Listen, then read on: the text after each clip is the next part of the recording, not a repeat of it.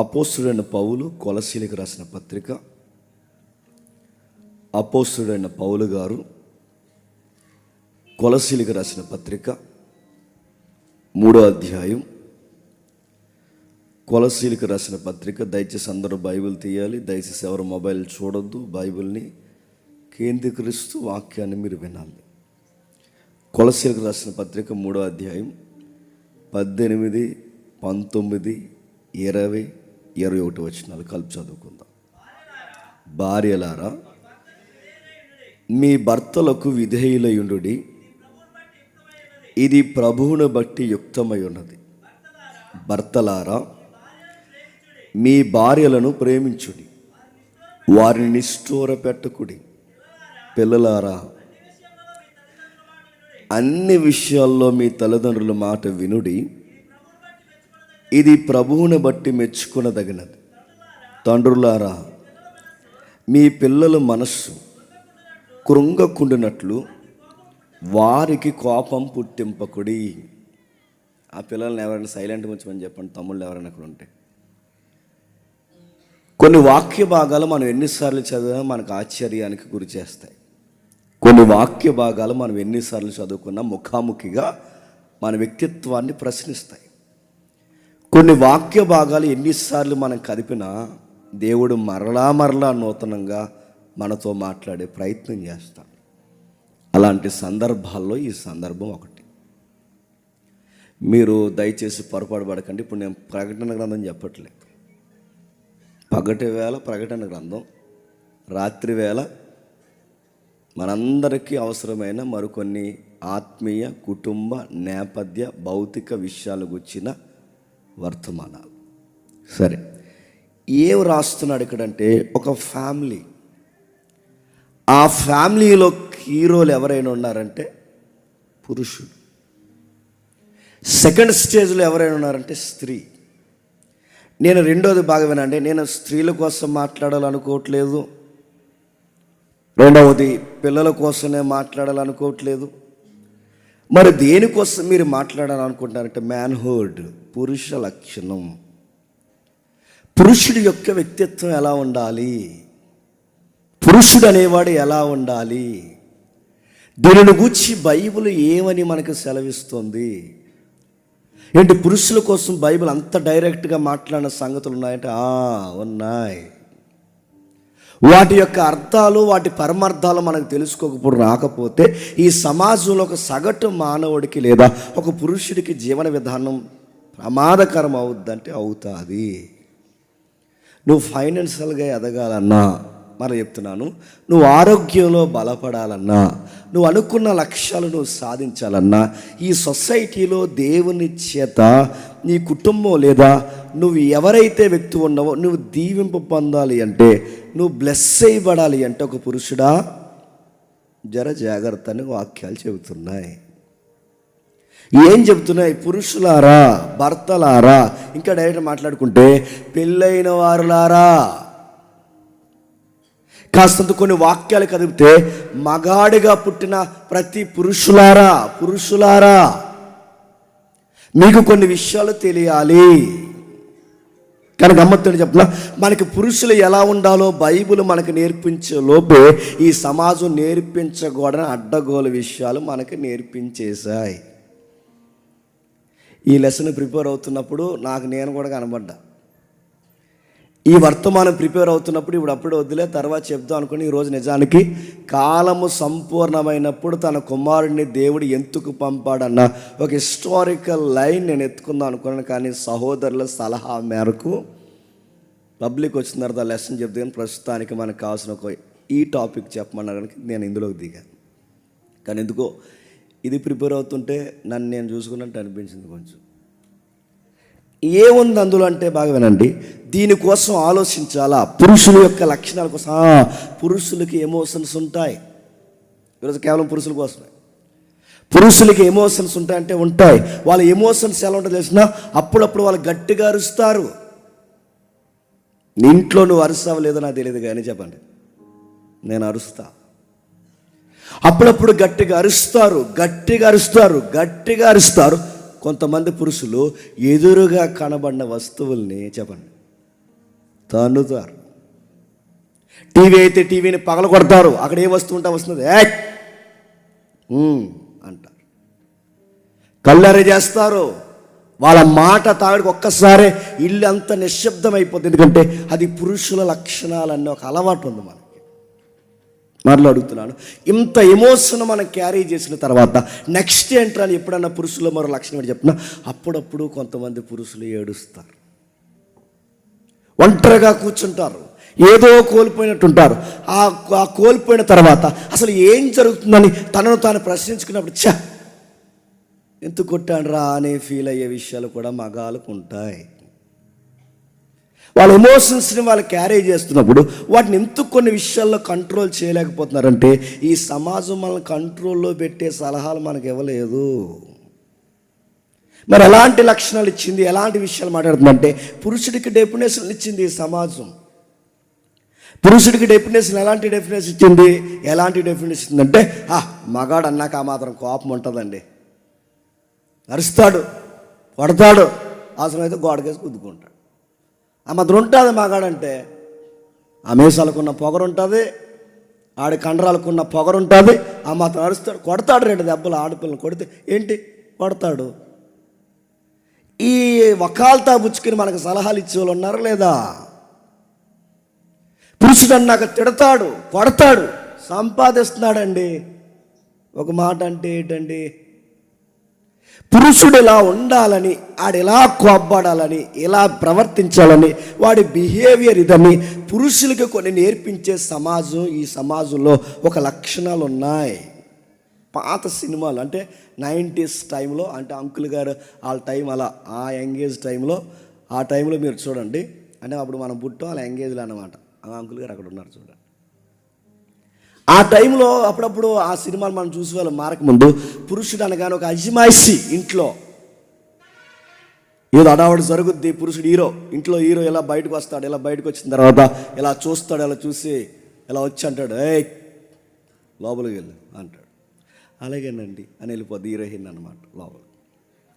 అదొక classic scene అది సినిమాల్లో. మా ఫ్రెండ్ వస్తున్నాను, నువ్వు లోపలికి వెళ్ళంటే అలాగేనండి వెళ్ళిపోతున్నా.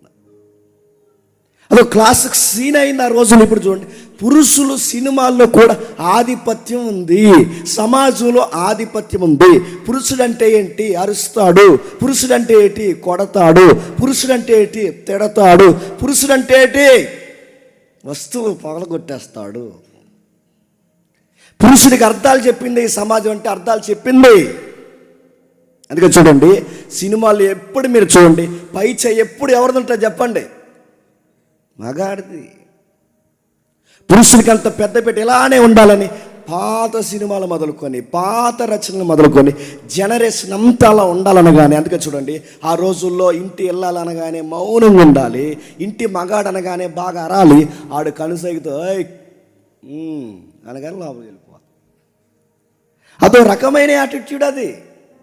ఇలా ఉండాలని ఎవరు నేర్పించారని నేర్పించింది ఈ ప్రపంచమే నేర్పించింది. అందుకే చూడండి, ఈ ప్రపంచం నేర్పించినప్పుడు ఆడపిల్లల మీద దాడి జరుగుతున్నప్పుడు కూడా వాళ్ళని సపోర్ట్ చేసేలా ఉన్నారు. కొంతమంది మగాళ్ళు ఉంటారు, బాగా వినాలి ఇవన్నీ. ఈ స్టోరీ మీకు అర్థమైతే కొన్ని ఎదరికెళ్ళి విషయాలు అర్థమవుతాయి. కొంతమంది మగాళ్ళు ఉంటారు, వాళ్ళు ఎలా ఉంటారు చెప్పిన, ఆడు అలా ఉండాలని అలా ప్రిపేర్ చేస్తారండి. ఎందుకు ఎప్పుడు ఆడు ముఖంలో నవ్వు ఉండదు, ముడిస్ట్ ముఖం అది. ఇలా వస్తాడు, ఇంట్లోకి వస్తాడు. పోలీసుడు ఇంట్లోకి వస్తే ఎలా ఉంటుందో చెప్పండి. ఈ పెద్ద మనిషి ఇంట్లోకి వచ్చినా కూడా చెప్పండి అలాగే ఉంటుంది. ఆడు పోలీసు వాళ్ళకి ఇంట్లోకి వచ్చి, బాగా వినండి, ఆ ఇంట్లోకి వచ్చిన తర్వాత ఏం చేద్దావు అని అడుగుతాడు. తిన్నావా? తిన్నానండి, పడుకో అంటాడు. ఎంత పోలీసుడు యాటిట్యూడ్ కాదు చెప్పండి. ఏంటి నడుతున్నాను, ఏంటి, ఆ తర్వాత అడగడం ఏంటి, తిన్నావా అని అడగంటే పడుగా 11 అవుతుంది, ఇంకా అర్ధరాత్రి వరకు నీ ఎదవేసాలు ఎక్కువైపోయింది. నీకు మళ్ళీ నడుతున్నాను. ఈ యాటిట్యూడ్ చూడండి, ఒక ఆఫీసర్ వచ్చినట్టు, ఒక పోలీసుడు వచ్చినట్టు ప్రవర్తించే పురుషులు ఉన్నారా లేదా? ఏమాత్రం మీరు చూడండి, ప్రేమ లేకుండా, అనురాగం లేకుండా, మీరు ఎక్కడ మీరు చూడండి, మేకపోతే గాంభీర్యాన్ని చూపిస్తూ, వాళ్ళ ముఖం మీద నవ్వు లేకుండా, కనీసం ఒక ముద్దుగా మాట్లాడే మాట కూడా లేకుండా ఇలా ఉంటేనే మాట వింటారు అన్నట్టు అలవాటు చేసుకున్న వాళ్ళు ఉన్నారో లేదు చెప్పండి. పైపచ్చికి ఫ్రెండ్స్తో అంటారా, మనం ఆ మాత్రం సీరియస్ మెయింటైన్ చెప్పితే మాట ఉండరు అది అన్నారట. ఎవరది? అదే మేడం. మాట ఉంది అది. నువ్వు ప్రతిదానికి బుజ్జి గజ్జి చెప్పండి బజ్జి అన్నావంటే మీదకి ఎక్కేస్తాం. అందుకు నువ్వు ఏం చేయాలి? సీరియస్గా తిన్నావా, ఏంటి వస్తాం కొడుగా అనాలరా, వచ్చేదాన్ని బుజ్జి అలా బుజ్జి ఎలా బుజ్జి అంటే చెప్పండి, అది నీ మీదకి ఎక్కుతుంది. అందుకు నువ్వేం చేస్తావు? కంట్రోల్లో పెట్టాలి. కంట్రోల్లో పెట్టాలంటే నవ్వకెక్కువ లోకమైపోతావు. అందుకే చూడండి, చాలామంది మగాళ్ళు చూడండి, వీడు బయట అంతా బాగా నవ్వుతాడు, అంతా బాగా తిరుగుతాడు, స్నేహితులతో అంతా బాగుంటాడు, ఆ ఇంటికి వచ్చేసరికి మాత్రం ఆ మాడు బాగా వేసుకుని వస్తాడు. అలాగా ఆ గేడి దగ్గరే తేడా వచ్చేది వాతావరణం.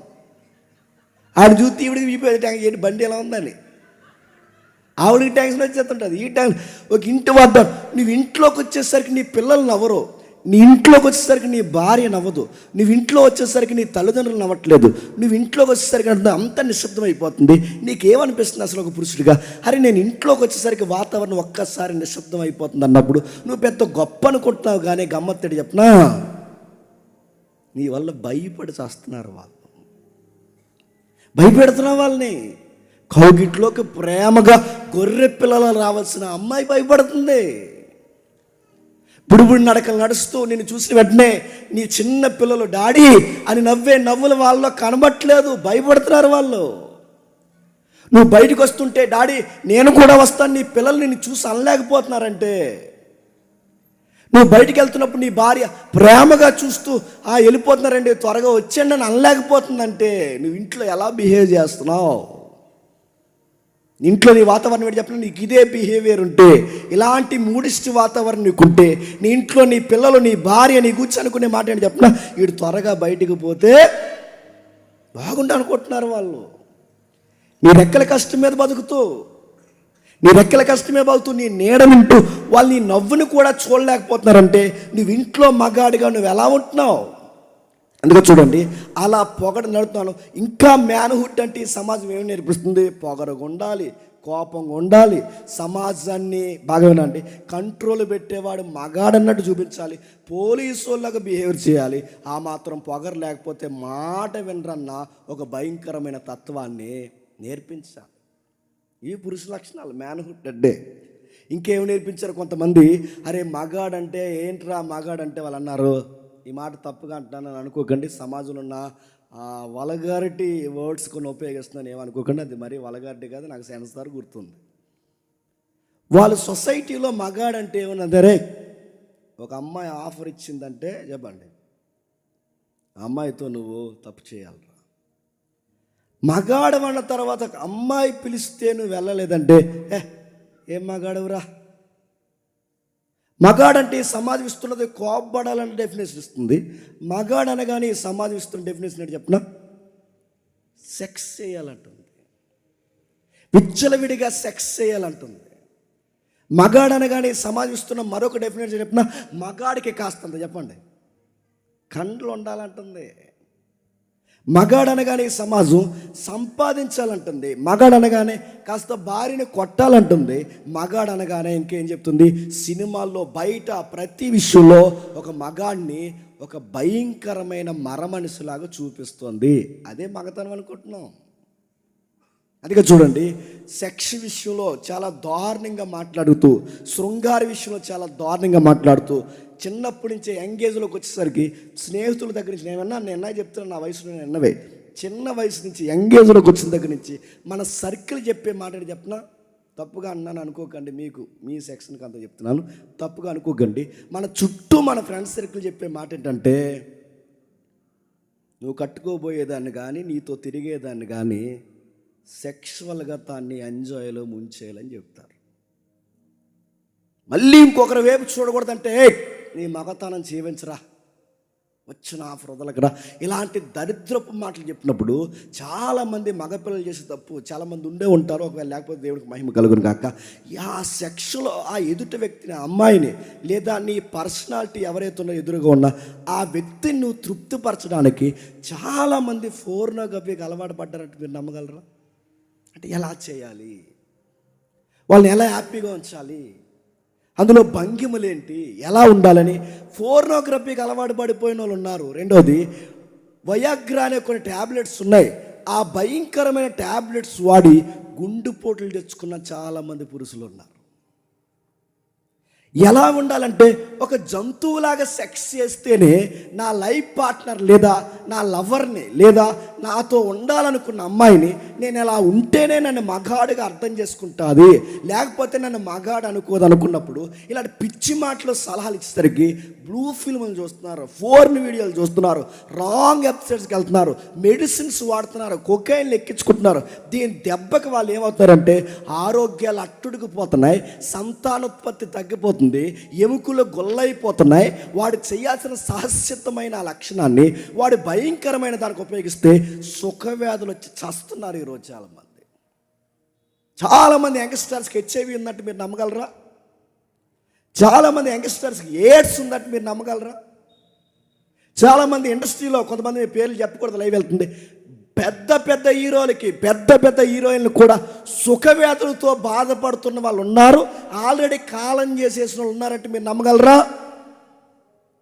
ఎందుకు ఇలా బలి అయిపోతున్నారంటే ఆ సమాజం చెప్తుంది ఏమని, నువ్వు పురుషుడురా, నువ్వు ఇలా శృంగారం చెయ్యాలరా, ఇది చేయకపోతే నేను చేతగానోడు అనుకుంటారా, దాని కొరకు నువ్వు ఏదో ఒకటి చేయాలనగానే భార్యతో కూడా మాట్లాడటం ఏమనుకోకండి, భార్యతో కూడా బ్లూ ఫిల్మ్లో చూసిన ఆ భంగిములను ప్రయోగాలు చేసే పనికి మాలిన సన్నాసిగాళ్ళు ఉన్నారంటే మీరు నమ్మగలరా?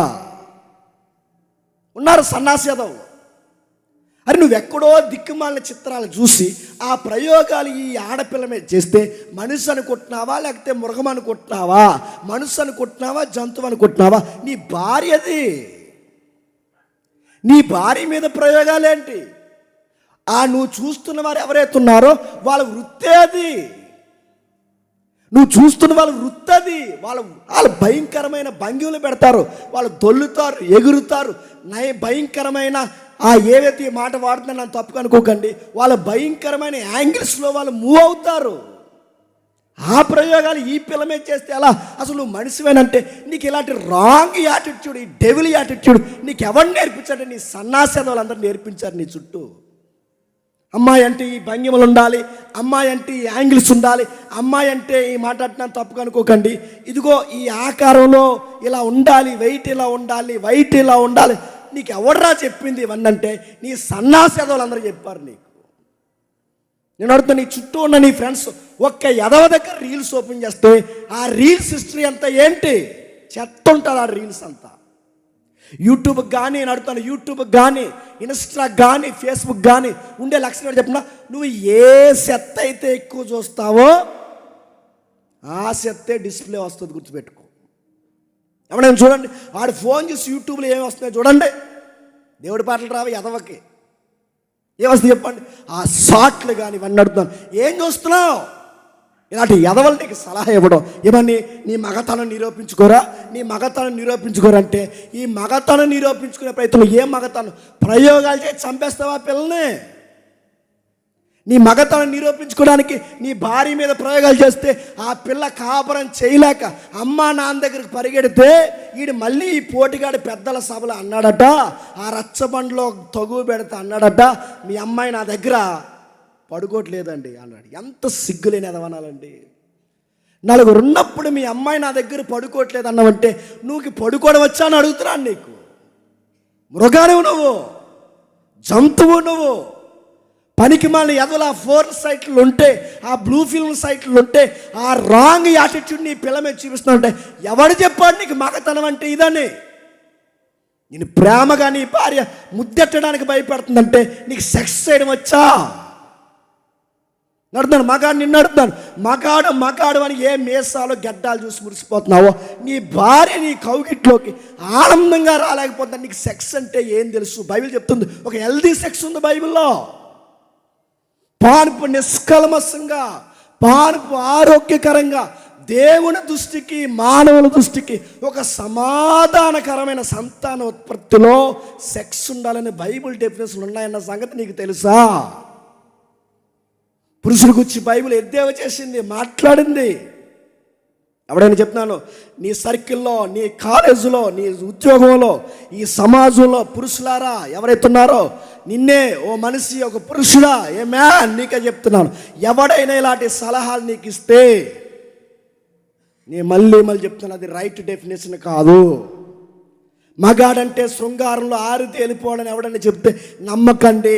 ఇలాంటి బోర్డు సలహాలన్నీ పాటించి సెక్స్లో నాలెడ్జ్ నేర్చుకోవాలని పనికి మన సైట్లలో నాలెడ్జ్ పెంచుకొని చివరికి వాడు రోడ్డు మీదకి వస్తే ఆడ కుక్కనే ఆడ పిల్లనే సమానంగా చూసే సైకో ఎదవలు ఈరోజు తయారవుతున్నారంటే వీళ్ళందరూ ఇలా తయారవడానికి కారణం ఏంటి చెప్పండి? మగాడంటే ఎలా ఉండాలి, మగాడంటే ఎలా ఉండాలని అనవసరమైన వాటిని అలవాటు చేయడం వల్లేగా, ఈ బ్లూ ఫిల్మ్ అలవాటు అవడం వల్లేగా. ఇలాంటివి చూసినప్పుడు, వాడి బాడీ రేగినప్పుడు, వాడు పరిపక్వత దశలో ఉన్నప్పుడు ఇలాంటి విషయాలు చూస్తే వాడికి రోడ్డు మీద ఆడ కుక్క ఆడ పిల్ల ఒకేలా కనబడుతుంది వాడికి. ఎందుకు వాడు అలా అయ్యాడు? కారణం ఏంటి చెప్పండి? వాడికి ఎవడో చెప్పాడు పురుషుడు అంటే ఎలా ఉండాలని. నడుతున్నాను, నీ ఇంట్లో చూసి నీ వదిని చూసినట్టు చూడలేకపోతున్నావు, నీ ఇంట్లో చూసి నీ చెల్లిని చూసినట్టు చూడలేకపోతున్నావు, నీ ఇంట్లోనే నీ మనుషులను చూసినట్టు చూడలేకపోతున్నావు. నువ్వు బయటికి వెళ్తే ప్రతి ఒక్క నా పైనుంచి కింద వరకు ఆ పిల్లని నీకు ఎలా చూడాలనిపిస్తుంది? నీ చెల్లి కాదా, మీ వదిని కాదా, వయసులో ఉన్న మీ అమ్మ కాదా అడుగుతున్నావు, నీకు ఎలా చూడాలనిపిస్తుంది? నీకు పురుషుడు అనగానే ఆడపిల్లని రోడ్డు మీద కామెంట్లు చేసుకోవడమే పురుషుడు అనుకుంటున్నావా? బస్సులు వెనకాల తిరగడం పురుష లక్షణం అనుకుంటున్నావా? బస్ స్టాండ్లో పై బట్టలు నిప్పేసి నిలబడడం పురుష లక్షణం అనుకుంటున్నావా? కండలు జీవించుకోవడం పురుష లక్షణం అనుకుంటున్నావా? ఎవడు చెప్పాడు నీకు ఇది పురుష లక్షణం అని? ఎవరు నేర్పించి నడుతున్నాను? ఇవి పురుష లక్షణాలు కాదు, మ్యాన్హుడ్ అంటే అది కాదు. నాకు తెలిసిన ఫ్రెండ్స్ సర్కిల్ ఉంది, బాగా వినండి. కండలు పెంచడమే మగతనం అంటారు, తెగ పెంచేస్తుంటారు అవి ఇవి తాగి. ఇక్కడ ఒక ఇంజక్షన్, ఇక్కడ ఒక ఇంజక్షన్, ఇక్కడ ఒక ఇంజక్షన్. నేను చెప్తున్నాను, ఇలా ఇంజక్షన్ చేసుకున్న మా జిమ్లో ఉన్న గురువులు హార్ట్ అటాక్ వచ్చి చచ్చిపోయిన మళ్ళీ చెప్తున్నాను. చాలామందికి ఈ మధ్య బాడీలు పిచ్చి వచ్చింది, బాడీలు పిచ్చి నడుతున్నాను. నీకు నిజంగా బాడీ పెరగాలంటే రా, పొలం పనికి రా, అన్నీ దిగిపోతాయి, నీకు రా. పోనీ జిమ్కి వెళ్ళి అడుగుతున్నాను, నీ జిమ్ పేరు మీద నాకు తెలిసిన సర్కిల్ చెప్తాను. నేను జిమ్లో పడి వచ్చినాను, నాకు తెలిసిన సర్కిల్లో చెప్తున్నాను. ఈ జిమ్లకి అలవాటు పడిన కండలు ఉండాలి మంచిదే, ఫిట్నెస్ ఉండాలి మంచిదే, మగాడన్నాడక ఆడి యొక్క బలం ఆడి అలంకారం మంచిదే. కానీ ఈ ఫిట్నెస్ మీద ఫోకస్ పెట్టి చదువులు ఎగ్గొట్టిన సన్నాసేతలు ఉన్నారులే చెప్పండి. ఇప్పటికీ నా టైం లైన్లో నుంచి అప్పటి నుండి ఎప్పటికీ జిమ్ములు చేసి చేసి చేసి ఆ కండలు పెంచి పెంచి పెంచి ఉద్యోగం రాక, చదువులు రాక, టాలెంట్ రాక ఈ కండలు పెంచి మీరు దేనికి పనికొస్తారా అంటే బాడీ గార్డులకి సెక్యూరిటీ తప్ప దేనికి పనికిరారు. దానికేగా నడుతున్నాను. నీ కండల దేనికి? రూపాయి ఉపయోగం లేని కండది. నీ ఎముకల బలం దేనికి? ఇంటికి పోసనివ్వగలదా? గుప్పుడు మెతుకులు పెట్టగలదా? ఇలా చూసుకుని అద్దం ముందు ఈ మధ్యన నిలబడిపోయి ఇలా చూసుకుని ఇలా నడితే ఏడ్రి వాసిపోయినాయా? నువ్వు చూసుకో, మాకెందుకు చెబుతున్నావు మళ్ళీ? ఇలా చూసుకుని నడుతాం, ఇలా చూసుకుని ఇలా మురిసిపోయి వయసు అయిపోయింది జిమ్ముల్లో చాలామందికి. నాకు తెలుసు, నా సర్కిల్ నేను చెప్తున్నాను. ఈ జిమ్ముల పిచ్చి బట్టి చదువులు పోయిన వాళ్ళు ఉన్నారు, ఈ జిమ్ముల పిచ్చి బట్టి నడుతున్నారు, భవిష్యత్తు పోయిన వాళ్ళు ఉన్నారు. ఈ జిమ్ములని తిరిగి దేనికి పనికి నాకు ఇప్పుడు కండలు పెంచుకొని ఆటోలు తోలుకుంటున్నారు చాలామంది. ఆటోలు, సెక్యూరిటీ జాబులు చేస్తున్నారు, ఏ పని చేయలేక నడుతున్నారు. కండలు ఉంటే సరిపోద్దా? ఆ కండకు ఫుడ్ ఉండాలిగా. నడుతున్నాను, ఆ ఫుడ్ ఎలా వస్తుంది? అద్దం ముందు నిలబడి ఎలా అంటే వస్తుందా? ఎలా అంటే వస్తుంది? పురుషుడు అనగానే నడుతున్నాడు, పురుషుడు అనగానే ఫిట్నెస్ అనుకుంటున్నారు, పురుషుడు అనగానే ఇదిగో సెక్స్ అనుకుంటున్నారు, పురుషుడు అనగానే కోపం అనుకుంటున్నారు. అలా కాదురా, ఇలా ఉండాలిరా, అలా కాదురా, ఇలా ఉండాలిరా అంటే పురుషుల్లో ఉండే మరొక రాంగ్ యాటిట్యూడ్ అని చెప్పిన, నా ఇష్టం నేను ఎలా ఉంటా. ఇది ఒక డైలాగ్ అయిపోయిందిగా, నా ఇష్టం చెప్పండి, నేను ఇలాగే ఉంటా, నేను ఎవడు చెప్పింది వినను, మళ్ళీ దైద్యం మాట చెప్పిన ఆడి మాట ఆడేయండి అంట. పిచ్చకి నీకు జాయిన్ చేయాలి ఇంక త్వరలోనే. ఎవడో చెప్పాడు ఈ పాసి డైలాగులన్నీ, ఎవడో చెప్పాడు నీకు డైలాగులన్నీ, ఎవడో నేర్పిస్తున్నాడు అడుగుతున్నాను. అసలు నీ సర్కిలే రాంగ్ సర్కిల్ అది. అలాంటి సర్కిల్లో తిరుగుతున్నాను. అందుకే పురుషుడు అనగానే ఈ మాట ఉండాలి, పురుషుడు అనగానే కోపం ఉండాలి, పురుషుడు అనగానే కొట్టాలి, పురుషుడు అనగానే కంచాలు ఇసిరేయాలి, పురుషుడు అనగానే వస్తువులు పగలగొట్టేయాలి, పురుషుడు అనగానే కోపపడాలి. ఇలాంటి లైఫ్ స్టైల్ అలవాటు చేసుకున్నారు. దీనికి ఆపోజిట్ ఏంటి చెప్పనా? పురుషుడు గడ్డ ఎమోషన్స్ ఉంటాయి, కొన్ని బాధలు ఉంటాయి, భావోద్వేగాలు. అవి మనం బయటికి చూపించకూడదంట. అందుకే మగాలంట చెప్పండి ఏడవకూడదంట, ఆడోలే ఏడాలంట. మరి మేము ఏడిపోతే ఏం చేయాలట? జస్ట్ 5 minutes లోపల పోవా? ఏం చేయాలి? నడుతున్నారు. మనం ఏడకూడదంట, మనకి ఏడిపోతే ఏడకూడదంట, బాధ అయితే బాధ కూడదంట. ఇలా జేబులో జైలు పెట్టుకుని పంటి కింద ఇలా బాధ అనాలంట. చచ్చిపోవాలని ఊపిరి పీకించుకుని అడుగుతున్నా. ఎవరు నేర్పించండి? ఏడొద్దంటారు, నవ్వొద్దంటారు, చెప్తున్నాను, ఎక్కువగా ఉండొద్దంటారు, కోపడమంటారు, అజిమైసి చేయమంటున్నాడు. ఈ ఎవరు నేర్పించారా సినిమాలు? ఈ ఎవరు నేర్పించారా కవులు? ఈ ఎవరు నేర్పించారా పెత్తందారి వ్యవస్థ? అసలు దీనికి ఆరిజిన్ ఏంట్రా? పురుష పెత్తనాన్ని చూపించే మతాలు. అక్కడి నుంచి సొసైటీ కొలాప్స్ అయింది. పురుషుడే పైన ఈ పురుషుల లక్షణాలు ఇవన్నీ చూపించి వాళ్ళ పాడైన ప్రవర్తన చూపించారు. అని అడుగుతున్నాను, మగాళ్ళు ఏడవనిస్తున్నారా? కానీ గమ్మత్తని చెప్పనా, మగాళ్ళలో చెడ్డ గుణాలు ఉన్నాయని ఎంత వాస్తవమో, మగాళ్ళలో చెప్పుకోలేని బాధాకరమైన సంగతులు ఉన్నాయనో కూడా అంతే వాస్తవం. కొంతమంది మగాళ్ళు చాలా దారుణంగా ఏడుస్తారు. మగాళ్ళు ఏడవచ్చు అంటే నేను అంటాను, ఏడవచ్చు. కొంతమంది మగాళ్ళు ఉంటారు, ఒంటరిగా కూర్చుంటాడు. ఆడు అలా ఒంటరిగా కూర్చున్నప్పుడు ఆడు చూస్తే బాధేస్తుంది. ఎందుకు ఒంటరి కూర్చున్నాడంటే ఆడు బయటికి చెప్పలేడు ఫ్యామిలీ విషయాలు. వాడికి ఒక మెచ్యూరిటీ ఉంది. వాడు ఒంటరి కూర్చుంటాడు, గుండెల్లో చాలా విషయాలు దాచుకుంటాడు.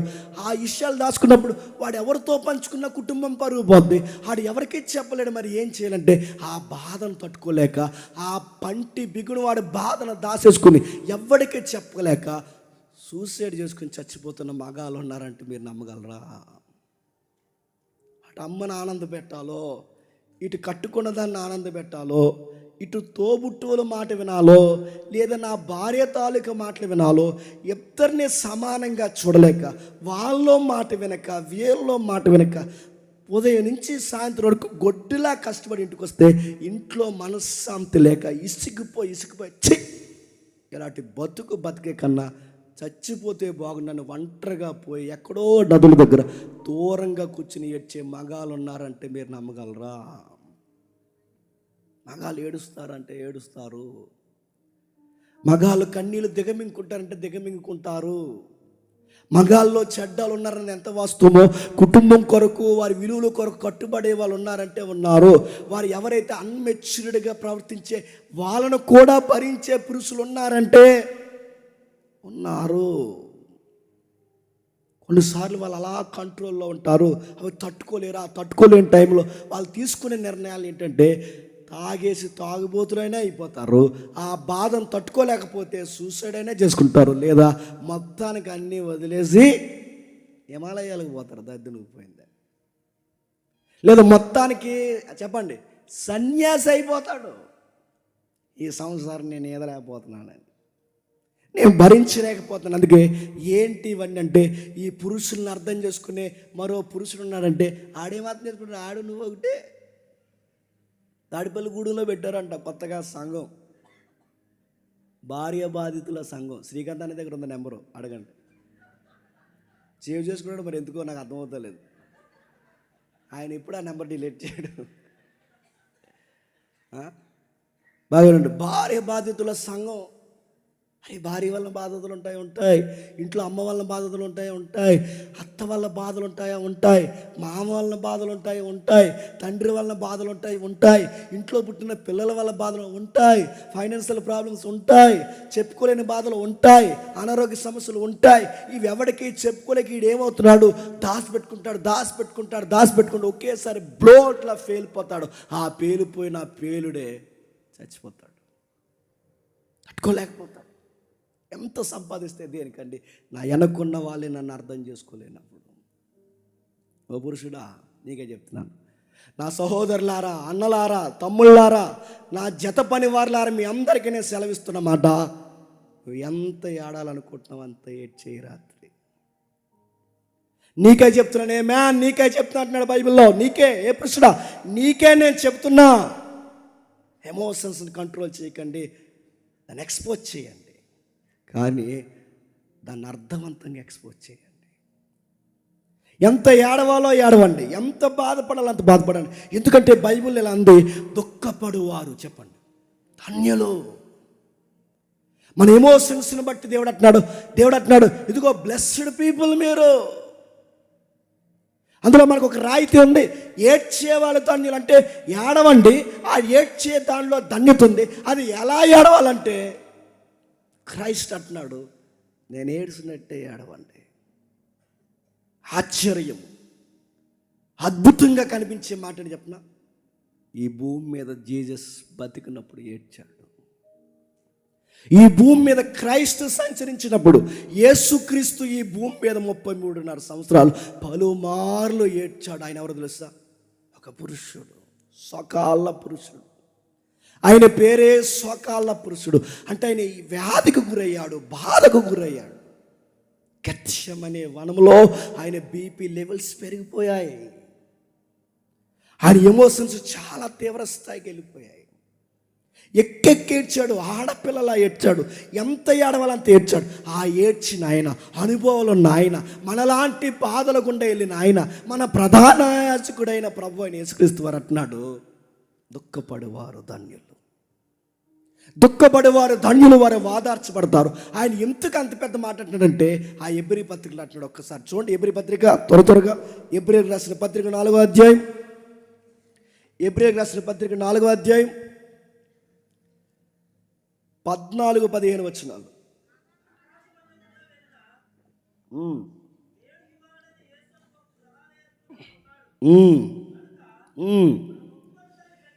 మనం ఒప్పుకొన్న దాన్ని గట్టిగా చేపట్టుతాము.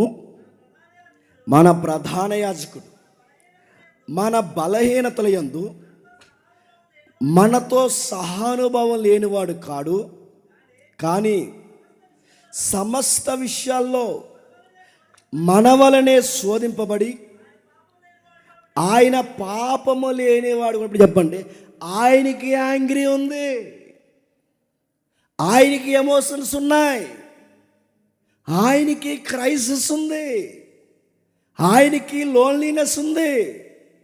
ఆయన కూడా ఒక మగాడు ఈ భూమి మీద ఎంత బాధపడతాడో అంతగా బాధపడాడు. గమ్మత్తుడు చెప్పిన, ఆయన సొంత సహోదరులు ఆయన అర్థం చేసుకోలేదు.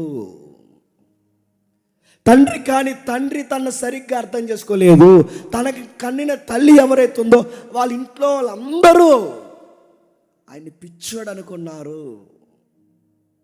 తన వెనకాల పుట్టిన అక్క, తన వెనకాల పుట్టిన చెల్లుళ్ళు, తమ్ముళ్ళు, మా అన్నయ్యకి పిచ్చి పట్టింది అన్నారు. ఫ్యామిలీ ప్రాబ్లమ్స్ ఆయనకు కూడా ఉన్నాయి. తన ఇంట్లో యాంటీ అయ్యారు, తన ఈదులో వాళ్ళందరూ యాంటీ అయ్యారు, తన ఊరంతా నజరేత్ ఆయనకి యాంటీ అయిపోయింది. అలాంటి టైంలో ఆయన ఎమోషన్స్ బాగా వినండి. తన ఇంట్లో ఏదో అన్నారని ఏడ్చినట్టు బైబిల్లో లేదు. తన ఊర్లో వాళ్ళు ఏదో అన్నారని ఇంట్లో వాళ్ళు, ఈ ఊర్లో వాళ్ళు ఏదో అన్నారు ఏడ్చినట్టు బైబిల్లో లేదు. కానీ ఆయన ఏడ్చాడు. తన స్నేహితులు బాగా వినండి, తన వదిలిపోయినందుకు ఆయన ఆడవలేదు, కానీ ఆయన ఏడ్చాడు.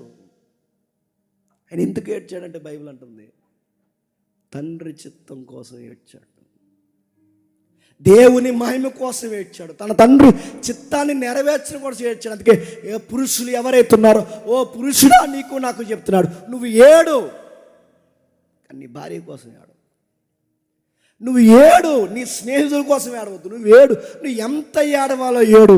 ఆ ఏడ్చేది దేవుని కోసం ఏడు, నువ్వు ధన్యుడు అవుతావు. దుఃఖపడేవారు ధన్యులు అంటే ఎలా ధన్యులు?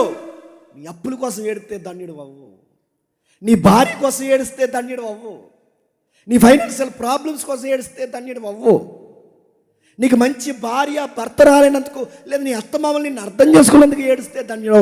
వాళ్ళు ఏడిపిస్తారు, అలానే ఉంచు, అలానే తాయి, ఒక నవ్వు వదిలాయి, కానీ ఒక విషయం కోసం మాత్రం ఎక్కెక్కాడు. ఆ విషయం తెలుసా? దేవా, ఈ బాధల్లో, ఈ కష్టాల్లో, ఈ కన్నీళ్ళలో, ఈ అర్థం చేసుకోలేని ఈ కుటుంబంలో నీ చిత్తాన్ని నేను తుదముట్టుకు నెరవేర్చలేనేమో అని ఏడుస్తున్నాను ప్రభువా అని ఏడు. ఆయన చిత్తం కోసం ఏడు, ఆయన ప్రార్థనలో ఏడు, ఆయన వాక్యం కోసం ఏడు, ఆయన మాటల కోసం ఏడు. అవసరమైతే బీపీ తెచ్చుకో. ప్రభు అయిన యేసుక్రీస్తు వారు చెమట రంధ్రాల్లో నుంచి రక్తం వచ్చిందంట అని అడుగుతున్నాను. ఎందుకు రక్తం వచ్చిందంటే ఆయన ఎందుకు ఏడుస్తున్నాడు చెప్పనా? తన భార్య మీద కోపం వచ్చి కాదు, గుర్తుపెట్టుకోండి.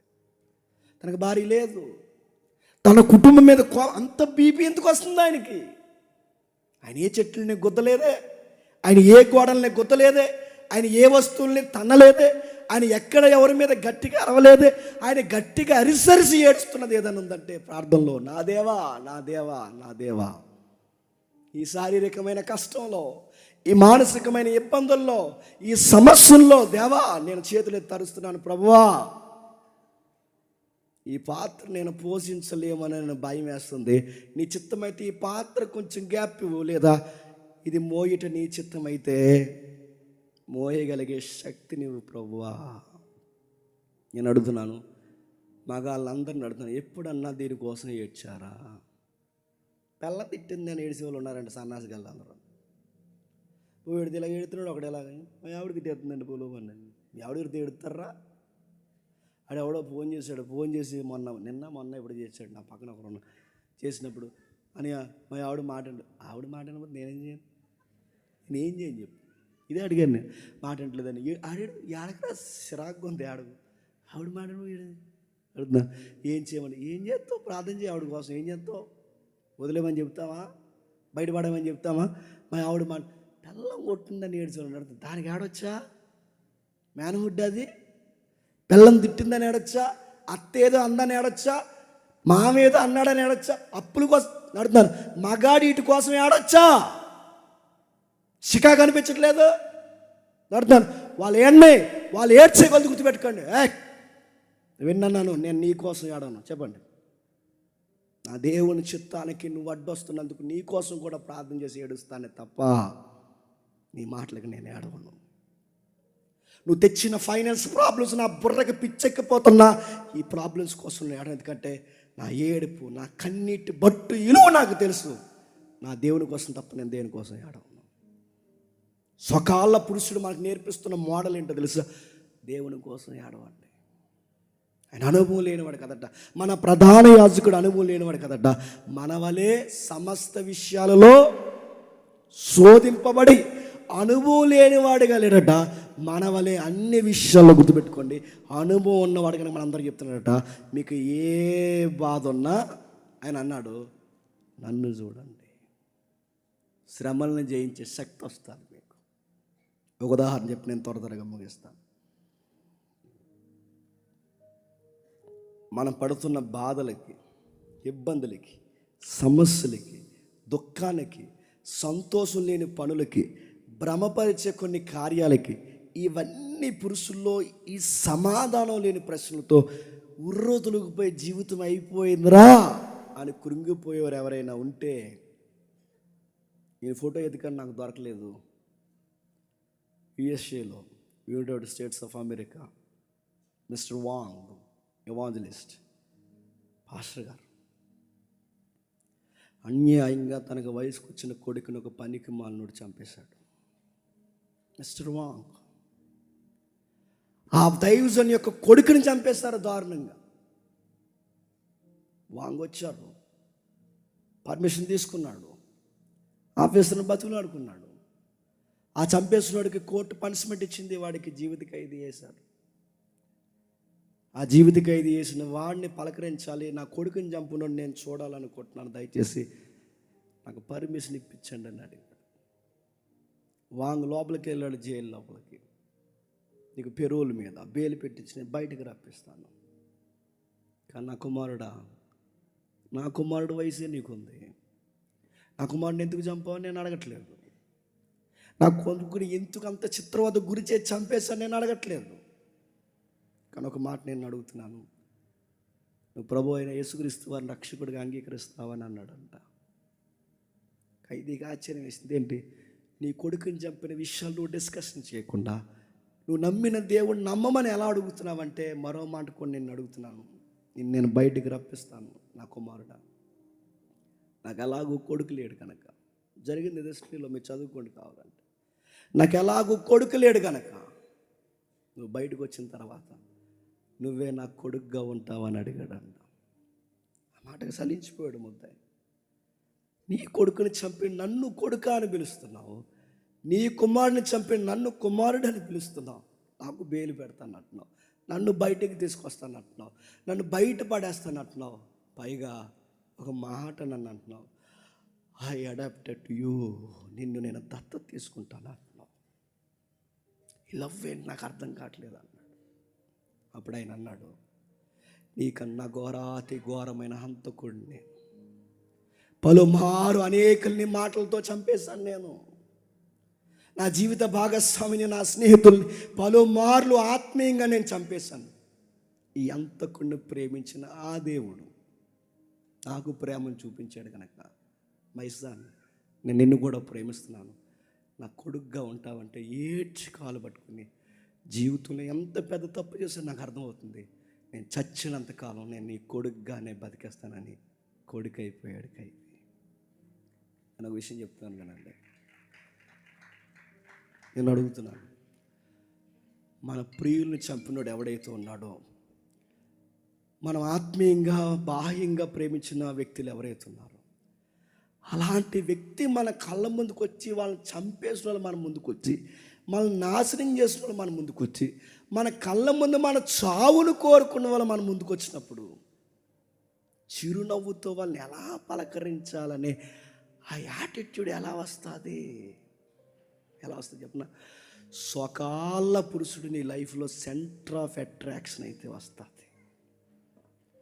ప్రభు అయిన యేసుక్రీస్తు ఎవరైతే ఉన్నాడో, నీ ఎమోషన్స్ ధన్యత కంటే నిన్ను కొట్టిన వాళ్ళని కొట్టకుండా, నిన్ను తిట్టిన వాళ్ళని తిట్టకుండా, నిన్ను బ్లేమ్ చేసిన వాళ్ళు నువ్వు బ్లేమ్ చేయకుండా, నీ శత్రువును కూడా నీ చిరునవ్వుతో నువ్వు ఎప్పుడు పలకరించగలవో చెప్పనా, నీ లైఫ్లో సెంటర్ ఆఫ్ అట్రాక్షన్గా క్రైస్ట్ ఉన్నప్పుడు. వాంగ్ మిస్టర్ వాంగ్, ఇంత లవ్ నువ్వు ఎలా చూపించగలుగుతున్నావంటే ప్రభు అయిన యేసుక్రీస్తు వారిని బట్టి. ఇప్పుడు చెప్పండి, పురుషులు ఎమోషన్స్ తట్టుకోగలరు అంటే తట్టుకోగలరు, ఎప్పుడు తట్టుకోగలరు అంటే పురుషులైన వారందరికీ బైబిల్ ఇస్తున్న సలహా, నీ లైఫ్లో క్రైస్ట్ ఉంటే తట్టుకోగలరు. నీ కోపాన్ని ఎలా ప్రదర్శించాలి నీకు అర్థమవుతుంది. నీ కోపంలో మళ్ళీ చెప్తున్నా న్యాయం ఉంటుంది, నీ కోపంలో లీగాలిటీ ఉంటుంది, నీ కోపంలో జస్టిస్ ఉంటుంది. గుర్తుపెట్టుకో, నువ్వు కోపపడ్డావంటే దానికి ఒక అర్థం ఉంటుంది. నువ్వు కోపపడ్డావంటే కుటుంబం మేలు కోసం కోపపడతావు. నువ్వు కోపపడ్డావంటే దేవుడు అంటాడు వెరీ గుడ్, నేను నీ సైడే స్టాండింగ్ తీసుకున్నాను అంటాడు దేవుడు. గుర్తుపెట్టు, ఎందుకంటే నా కోపానికి అర్థం ఉంటుంది. ఎందుకంటే నేను ఎందుకు కోపపడతానంటే నా లైఫ్లో నాకు తెలుసు దేనికి కోపపడాలో, దేనికి కోపపడకూడదో, దేనికి నవ్వాలో, దేనికి నవ్వకూడదో, ఏవి భుజాన్ని వేసుకోవాలో, ఏవి వేసుకోకూడదో నాకు అన్నీ తెలుసు. ఎందుకంటే నేను క్రైస్ట్ని ఫాలో అవుతున్నాను కనుక. నా కన్నీరు దేనికి పడితే దానికి అర్థంగా ఉపయోగించను, నా ఆనందాన్ని దేనికి పడితే దానికి అర్థంగా ఉపయోగించను, నా బాధని దేనికి పడితే దానికి, ఎక్కడ పడితే అక్కడ నా బాధను నేను బయట పెట్టను. నేను బాధపడ్డానంటే ఒకే ఒక విషయం కొరకు, దేవా నీ చిత్తమే సిద్ధించుగాక అని బాధపడతాను. ఇది ఎవరు నేర్పిస్తున్నారంటే నీకు నాకు నేర్పిస్తున్నది. గుర్తుపెట్టుకోండి, ప్రభు అయిన యేసుక్రీస్తు వారు. క్రీస్తుని చూస్తే ఇంకా ఏముండొచ్చు అంటే గుర్తుపెట్టుకోండి, ఏమీ లేని టైంలో, ₹10 సంపాదన లేని టైంలో, పేకల్లోతు బాధల్లో కూరుకుపోయిన టైంలో, అలాంటి విషయాల్లో కృంగిపోకుండా ఆనందంగా జీవితాన్ని గడపాలి అంటే దానికి సూత్రం ఒకటి గుర్తుపెట్టుకోండి, క్రైస్ట్ను ఫాలో అవ్వు. క్రీస్తుని వెంబడించి పూరు గుడుసులో ఉన్నామని చెప్తున్నాను, అనుభవంతో చెప్తున్నాను. పూరు గుడుసులో ఉన్నా, కటిక నేల మీద నిద్రపోయినా, పాసన్నం పరమన్నంలా తిన్నా ఆనందంగా ఎప్పుడు ఉండగలమని చెప్పినా, నా లైఫ్లో క్రైస్ట్ కేంద్రం అయిపోవాలి. గుర్తుపెట్టుకోండి, అందుకే తిమోతితో పౌలు అంటాడు, ఆయన సంతుష్టి సహితమైన దైవభక్తి చెప్పండి అప్పలాభం. అప్పుల్లో ఒక ధైర్యం ఉంటుంది, బాధల్లో ఒక ధైర్యం ఉంటుంది, ఈ నాన్న వాళ్ళందరూ వ్యతిరేకమైపోయిన ఒక ధైర్యం ఉంటుంది, నీ భార్య నిన్ను అర్థం చేసుకోకపోయిన ఒక ధైర్యం ఉంటుంది, నీ స్నేహితులు నిన్ను అర్థం చేసుకోకపోయిన ధైర్యం ఉంటుంది, నువ్వు మేలు కోరిన వారే నీకు అన్యాయం చేసిన ధైర్యం ఉంటుంది. ఎందుకంటే ఈ భూమి మీద నేను వెంబడిస్తున్న ప్రభువు కూడా అదే జరిగిందన్న ఒక ధైర్యం ఉంటుంది. ఆ ధైర్యం నన్ను బలపరుస్తుంది. అందుకంటున్నాడు శిష్యులు కానీ తను కూడా వెంబడించిన ప్రతి ఒక్కరిని అన్నాడు, follow me follow me follow ఇమ్మంటే వెనకాల రమ్మని కాదు, నేను ఎందుకు ఏడుస్తున్నానో గమనించండి, నేను ఎక్కడ ఆనందం కొట్టున్నానో గమనించండి. నాలా ఉండడానికి నా యాటిట్యూడ్ మీరు అలవాటు చేసుకోండి. నాలా ఉండడం మీరు నేర్చుకుంటే ఇతరులు తిడుతున్నప్పుడు ఆ తిట్టును కూడా చెప్పండి, ఆనందంగా స్వీకరిస్తారు. ఆయన అన్నాడు, మనుషులు మిమ్మల్ని నిందించి, మనుషులు మిమ్మల్ని బాధించి, మనుషులు మీరు వ్యర్థంగా మిమ్మల్ని కాని మాట్లాడినప్పుడు నా నామమును బట్టి మీరు చెప్పండి సంతోషం.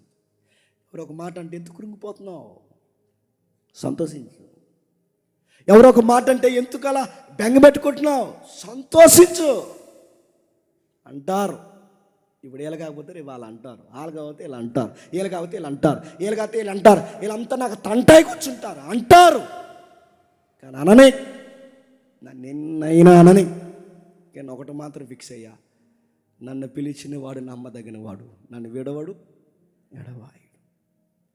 ఆయన నాతో ఉంటే నాకు ఎన్ని జరిగినా ధైర్యంగా ఉంటా, అప్పుడు నా ధైర్యంగా ఉంటా, రోగమన్నా ధైర్యంగా ఉంటా.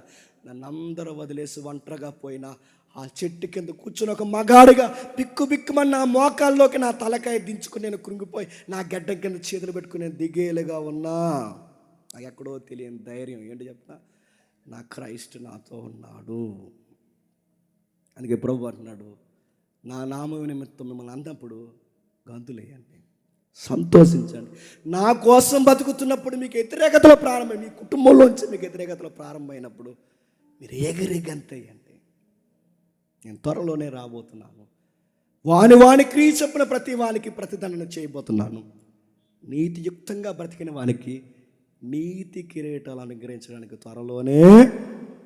ఆ ఒక్క హోప్ మళ్ళీ చెప్తున్నాను, ఆ ఒక్క నిరీక్షణ, ఆయన ఇచ్చిన మాట ఏదైతుందో దేన్నైనా జయించేయాలనిపిస్తుంది. నా బాస్ నన్ను తిట్టినా నాకు బాధ అనిపించదు, నా లైఫ్ పార్ట్నర్ నా కోసమే సెట్గా మాట్లాడినా నాకు బాధ అనిపించదు, నా స్నేహితులు నా మీద కాని మాటలు మాట్లాడినా నాకు బాధ అనిపించదు, నాతో నిద్రపోయి నాతో తిని నాతో ఉండి ఎవరైతే ఉన్నారో నా స్వజనులు నాకు వ్యతిరేకమైపోయి నాకు బాధ అనిపించదు. ఎందుకు చెప్పనా, అందరూ నన్ను విడిచిపోయినా చెప్పండి, దేవా నీవు నన్ను విడిచిపోవు. పురుషుడంటే ఎలా ఉండాలి, సెక్స్ కాదు. పురుషుడంటే ఎలా ఉండాలి, ఫిట్నెస్ కాదు. పురుషుడంటే ఎలా ఉండాలి, ఫైనాన్స్ మాత్రమే కాదు. పురుషుడంటే ఎలా ఉండాలి, పరలోకమందున్న దేవుడు పురుష లక్షణాలతోనే పిలువబడ్డాడు గనక, ఆయన పురుషుడుగానే తనను తాను పరిచయం చేసుకున్నాడు గనక, ఆ దేవుడు భూమి మీదకి వస్తే ఆయన ఎలా ప్రవర్తించాడో అలా ప్రవర్తిస్తేనే వాడు సంపూర్ణమైన పురుషుడు. ఆ పురుషుడు ఎలా ప్రవర్తించాడు చెప్పిన, శత్రువులను కూడా సంతోషంతో పలకరించాడట. ఆ పురుషుడు ఎలా ప్రవర్తించాడు తెలుసా, ఎక్కడ ఏడవాలని తెలిసి ఆయన కోసం మాత్రం ఏడ్చాడట. ఆ పురుషుడు ఎలా ఉన్నాడంటే, ఈ భూమి మీద తలవాల్చుకోవడానికి చోటు లేకపోయినా, ఆయనకి గుప్పెట స్థలం ఆయనకి లేకపోయినా చెప్పండి నిండుగా బతికేసి వెళ్ళిపోయాడు. ఎవరు చెప్పండి, పురుషులు అనగానే సంపాదించాలంటే సంపాదించాలన్నారా గంజా వ్యాపారం పడి ఎదవా, సంపాదించాలి అలానే అడవులుగా ఎదిగిపోతావా? పురుషుడంటే సంపాదన అయితే ఎలాగోలాగా ఎదిగాలని గంజా వ్యాపారాలు దొరికేసిన వాళ్ళు లేరు. పురుషుడు అనగానే సెక్స్ అనగానే సుఖవేదలు తెచ్చుకుని చచ్చిన వాళ్ళు లేరు, కుటుంబానికి అంటించిన వాళ్ళు లేరు. పురుషుడు అనగానే కోపాన్ని ప్రదర్శించడమే కుటుంబం అనుకుని ఆవేశంలో భార్యని చంపేసిన వాళ్ళు లేరు. పురుషుడు అనగానే ఇలానే ఉండాలి, వస్తువుల్ని గిరాయి అన్నప్పుడు ఆ గిరేసిన వస్తువులు తగలకూడని చోట పిల్లలు తగిలి చనిపోయిన పిల్లలు లేరు. అర్థం ఈ సమాజం రాంగ్ డెఫినేషన్ చెప్తుంది పురుషులు అంటే. కానీ బైబిల్ చెప్తుంది పురుషుడు అంటే ఎలా చెప్పిన, ఇదిగో ఒక దేవుడు ఒక రోజు ఇలలోకి వచ్చాడు, ఆయన పురుష ఆకారంలోకి వచ్చాడు. ఎలా ఉండాలో పురుషులందరికీ చెప్పండి ఒక రోల్ మోడల్ చూపించాడు. పురుషులారా మీరు అన్ని విషయాల్లో చెప్పండి మీ భార్యని చెప్పండి ప్రేమించండి. అన్ని విషయాల్లో అంటే అన్నీ ఏటని అడగండి బ్రాకెట్లో. అన్ని విషయాల్లో. ఎన్ని విషయాలు అంటే అన్నీ. నీకు నచ్చని మాట్లాడి చెప్పిన, ఆవిడ నిన్ను అర్థం చేసుకోకపోయినా కూడా నువ్వు ప్రేమించాలి. అప్పుడప్పుడు ఇలా అనే మాటలకి మనకి ఎలా ఉంటుంది చెప్పండి ఓపెన్ అయిపోయింది పర్లేదు. అప్పుడప్పుడు అలానే మాట గుద్దితే మొత్తం 250 ఎముకలు ఇరిగిపోయి అంత కోపం వస్తుంది. కానీ గుద్దం అప్పుడు వాళ్ళు ఆ జుట్టు ఇలా పట్టుకొని ఫడా అని 2 గుద్దేలు అనిపిస్తుంది. అర్థం వాళ్ళ మాటలు అలా ఉంటే అప్పుడు ఆ పొల్లిరికి మాటలు భరించలేము, మనం ఏమైనా భరిస్తాం. కానీ అలా వెళ్ళిపోతే కుదిరికి వెళ్ళకుండా డైలాగ్ వేస్తుంది మనకి. అక్కడ అలా గొడవ జాగాలనిపిస్తుంది అని అడుగుతా. ఆ బింది మీద ఎత్తేయాలంటే ఆ గ్యాస్ స్టవ్లో ఇలా. కానీ అనం ఏదో కొట్టినారు, దెబ్బలు కొట్టి మళ్ళీ 2వ దెబ్బ కొట్టలేం. ఎందుకు చెప్పినా నేను క్రైస్తవులు ఫాలో అవుతున్నానుగా. ఆవిడనే మాటలకు ఎప్పుడో వదిలేయాలి, అదనే మాటలకు ఎప్పుడో దెబ్బకు చంపేయాలి. కానీ నేనేం అనకుండా వదిలేస్తున్నానంటే గుర్తుపెట్టుకోండి, నేను క్రైస్తవుని ఫాలో అవుతున్నాను. బాధ నేను దిగుమెంగు చేసుకుంటున్నాను, నేనే అనుకుంటున్నాను. ఒక దెబ్బ ఇచ్చారు కొట్టినా మళ్ళీ అలా ఇలా తిరిగి వచ్చి నేనే కౌగులించుకుని మళ్ళీ నేనే సర్లే అంటున్నాను. ఎందుకంటే ప్రభు అయిన యేసుక్రీస్తుని బట్టి నేను కాపురం చేస్తున్నాను. ఇలా చేయగలమంటే చేయగలం. భార్య అర్థం చేసుకోకపోయినా, అత్త అర్థం చేసుకోకపోయినా, మామ అర్థం చేసుకోకపోయినా, నాన్న అర్థం చేసుకోకపోయినా, అమ్మ అర్థం చేసుకోకపోయినా, పుట్టిన పిల్లలు మనకు తగిన ప్రేమను ఇవ్వకపోయినా ఎలా భరిస్తున్నారంటే నా ప్రభువు నన్నే భరించాడు. చెప్పండి నేను వీళ్ళని భరించలేనా? భరిస్తాను. నాకు ఓపిక వచ్చింది ఆయన బట్టి, నాకు అర్థం చేసుకొని వచ్చింది ఆయన బట్టి. తన సంఘాన్ని భరించిన ఆయన నా సంసారాన్ని కూడా చెప్పండి భరిస్తాను. ఇప్పుడు చెప్పండి పురుషుడు అంటే చెప్పిన ఏడవండి, ధన్యకరంగా ఏడవండి, ఫిట్గా ఉండండి. ఆ బలాన్ని దేవుని కోసం నీ కుటుంబం కోసం ఆశీర్వాదకరంగా వాడండి. ఫిట్నెస్ మెయింటైన్ చేయండి. ఎంత తినాలి అంతే తినండి, ట్యాంకులు పెంచకండి, మంచిగా ఉండండి. కానీ ఆ అందాన్ని ఏదైతే ఉందో ఆ బలాన్ని నీ కుటుంబానికి రక్షణ కవచంగా వాడడానికి ప్రయత్నం చేయండి. తన సంఘాన్ని ఆయన అలా కాపాడుకున్నాడు. తన సంఘం కొరకు ఆకలి దప్పులుతున్నాడు. సంఘమైన తన భార్య కొరకు అసూలు బాసాడు. తన సంఘం కోసం మోకాల మీద అరిగిపోయాడు. నీ కుటుంబంలో నీ సంఘం ఏంటి చెప్పిన, నీ సంసారమే నీ సంఘం. ఆ సంఘం కోసం ఎంతగా భరించు. పురుషుడా సంపాదించు. నేను అర్థం చేసుకోకపోయిన వారి కోసం కూడా నువ్వు సంపాదించు. నీ శత్రువులైన వారిని కూడా అర్థం చేసుకోవడానికి సంపాదించు. ప్రేమగా చూడు, బలంగా ఉండు, ఆశీర్వాదకరంగా మారిపో. నీ కోపం ఏదన్నా వస్తే ఎంత ఏడవాలో మోకాలు వేసి చెప్పండి, దేవా ఈ బాధలు నాకు అడ్డొస్తున్నాయి, తీసేయమని నేను అడగను, కానీ తట్టుకునే శక్తి నాకు ఇవ్వయ్యా. నీ చిత్తమైతే ఇది మోయట, నీ చిత్తమైతే మోయగలిగే శక్తిని నాకు చెప్పండి దయచేయవయ్యని గత్యమనే వనం ప్రార్థనలు జ్ఞాపకం చేసుకోండి. ఇది పురుష లక్షణం అంటే. ఇలా కాకుండా మేము పెద్ద ఇంట్లోకి వచ్చి పోలీసు వాళ్ళలాగా అలా ఇలాగేసి అది ఇది అన్నావంటే నీ పిల్లలు కూడా నేను ఏమనుకుంటా చెప్పినా రౌడీ ఏదో వస్తాడు ఇంటికి అనుకుంటారు ఎవరు, నీ పిల్లలే. నువ్వు ఇంటికి వచ్చినట్టునే డాడీ అని పరిగెట్టుకు రావాలి. ఇంటికి వచ్చినట్టునే తలుపు డోర్ ఓపెన్ చేసిన వెంటనే నీ వైఫ్కి జంక పిల్లలాగా అమ్మయ్యా వచ్చేసాడు అనిపించాలి. నువ్వు ఇంటికి వెళ్ళిన వెంటనే ఇంకా త్వరగా రావాలి కదండి అని అడిగేంత మాటలు నీ ముందు కనబడాలి. అలా కాకుండా 2 రోజులు ఇంట్లోనే ఉంటారా అని అడగకూడదు, గుర్తుపెట్టుకోండి. హ్యాపీగా అడగాలి. నీ పిల్లలు నువ్వు వెళ్తుంటే ఏడుస్తూ రావాలి. ఎంత బ్యూటిఫుల్ సీనో తెలుసు. నీ పిల్లలు ఏడుస్తూ రావాలి. నీ భార్య కూడా వెళ్ళిపోతుంటే 70 సార్లు చెప్పాలి త్వరగా వచ్చే అని. ఈ సీన్స్ అని అలవాటు చేసుకున్నట్టున్నాను. ఇది ఎవరి లక్షణం చెప్పిన, ప్రభు లక్షణం. ఆయన వెళ్ళిపోతున్నాడు, ఆయన కోసం ఏడ్చారు. తన సంఘం తన భార్య ఏడుస్తుంది, ప్రభా ఆయన పిల్లలు ఏడుస్తున్నారు, ప్రభా ఎప్పుడు వస్తా అంటే ఆయన అన్నాడు, ఇదిగో చెప్పండి త్వరలోనే వస్తున్నాను, ఎదురు చూడండి, నేనుండు స్థలంలో చెప్పండి మీరు ఉండులాగిన త్వరలోనే వస్తాను. ఇప్పుడు చెప్పండి మ్యాన్హుడ్ అంటే చెప్పిన క్రైస్ట్ యాటిట్యూడ్ని అలవాటు చేసుకోవడమే మ్యాన్హుడ్, దట్ ఈజ్ మ్యాన్హుడ్. ఇది అలవాటు చేయండి, మీకు మీరే వింతకుంటారు, మీ ఫ్యామిలీకి వింతకుంటారు. ఈ యాటిట్యూడ్ అలవాటు చేసుకుని మీరు సెమినార్ నుంచి ఇంటికి వెళ్ళిన తర్వాత ఆ బిహేవియర్ అలవాటు చేసుకోండి, మీరు ఖచ్చితంగా అడుగుతారు, అరే ఎంత మార్పు ఎలా అంటే అప్పుడు చెప్పండి, సోకాళ్ళ పురుషుడిని అంబడేస్తున్నానని చెప్పండి. ఆయన ఎవరు అని అడుగుతారు. ఆయన పేరు చెప్పండి, ప్రభు అయిన యేసుక్రీస్తు.